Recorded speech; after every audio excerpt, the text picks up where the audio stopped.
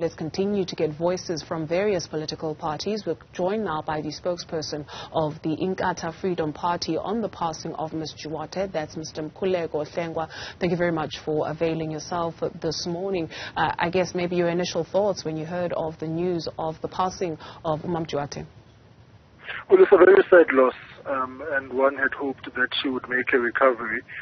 We were with her at the election results center just in November.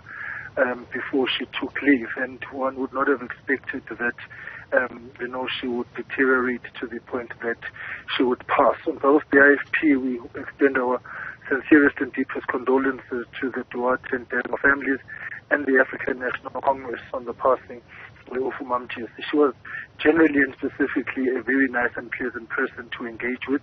She was very firm and steadfast in her views in any interaction and discussion that you had, and then it was always a pleasure to engage with her.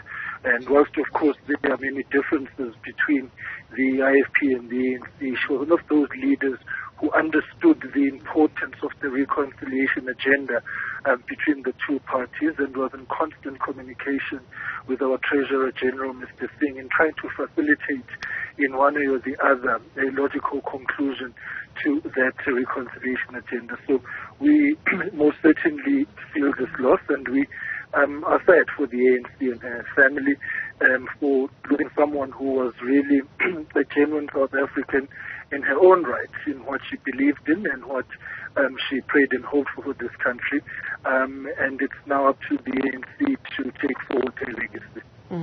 You speak of somebody that was firm and steadfast in her views. She was an assistant to the late Udadu Nelson Mandela as well as Udadu Walter Sisulu. How do you believe that this shaped her?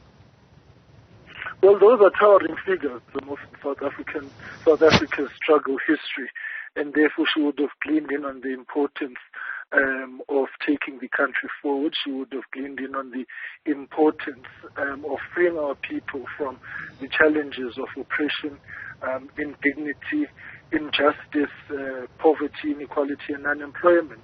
And would want to believe that was her driving force in that political freedom did not necessarily mean socio-economic freedom and economic justice for South Africans. And so I believe that she would have taken lessons from those icons of the struggle, and it is precisely why she would have been so passionate about the reconciliation agenda, as I'm saying, between the IFP and the ANC, because it is something that was well understood by the leaders which we have mentioned of that time and of that generation.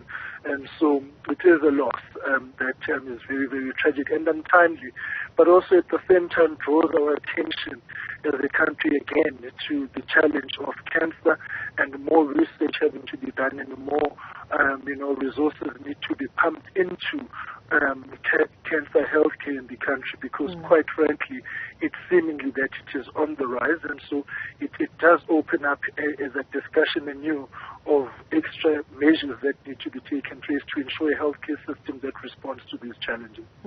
You speak of her reconciliation agenda between the IFP and the ANC. There are those who could very well argue that, she was clearly very passionate about the reconciliation agenda or the renewal of the African National Congress, some pointing out to a fault. Do you believe she could have done more to condemn those who were alleged to be taking part in corrupt activities within the party?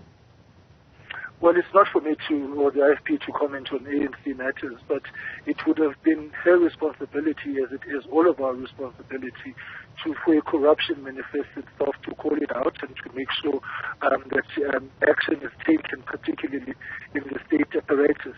The pandemic of corruption continues to rob South Africans of a dignified life and of progress. And so would have imagined that in her position as DSG, that's a discussion that she should have had. Whether she had it or not, we don't know. So we won't pontificate on the ANC's internal problems. Suffice it to say that the continued factionalization in the ANC is crippling the country.